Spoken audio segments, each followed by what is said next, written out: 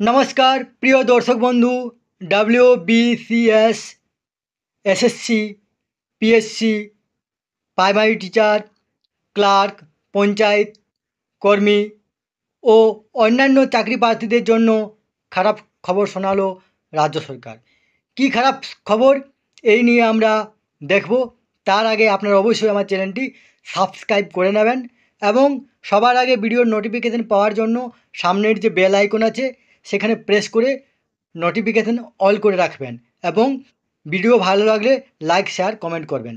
আসুন তাহলে আমরা দেখব কি খারাপ খবর শোনালো রাজ্য সরকার।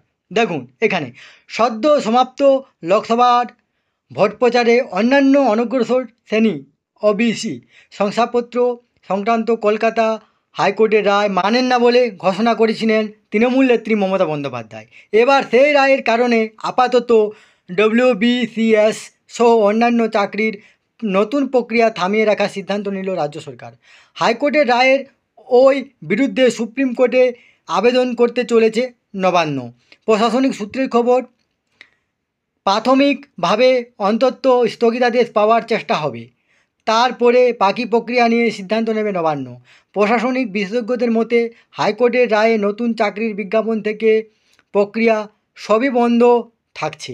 নবান্ন সূত্রের বক্তব্য, সুপ্রিম কোর্টে এখন গ্রীষ্মকালীন ছুটি চলছে, যেহেতু কলকাতা হাইকোর্টের রায়ের কারণে এখনই কাউকে চাকরি হারাতে হচ্ছে না, তাই আদালতের কাজ পুরোপুরি শুরু হলে রাজ্যে আবেদন জমা পড়বে সেখানে। প্রশাসনিক সূত্রের খবর, পাবলিক সার্ভিস কমিশন PSC ওই রায় হওয়ার আগে থেকে নিয়োগের প্রক্রিয়া চালাচ্ছিল। তাতে কোনো ক্ষেত্রে পরীক্ষা নেওয়া হয়ে গিয়েছে বা যোগ্যদের ডাকা হয়েছে ইন্টারভিউয়ে। আদালতের রায়ের কারণে এই প্রক্রিয়া বাধাপ্রাপ্ত হবে না বলে দাবি করেছে PSC, কিন্তু সুপ্রিম কোর্টের থেকে স্থগিতাদেশ না পাওয়া পর্যন্ত WBCS এর এর আয়োজন আপাতত হচ্ছে না।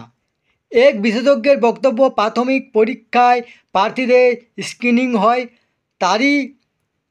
তারাই বসেন মেন্সে, কিন্তু সেটা করা যাবে কি না আইনি পরামর্শ গ্রহণের পরেই বোঝা যাবে। এই তথ্যটি আপনাদের সাথে শেয়ার করলাম। সুস্থ থাকবেন, ভালো থাকবেন, ধন্যবাদ।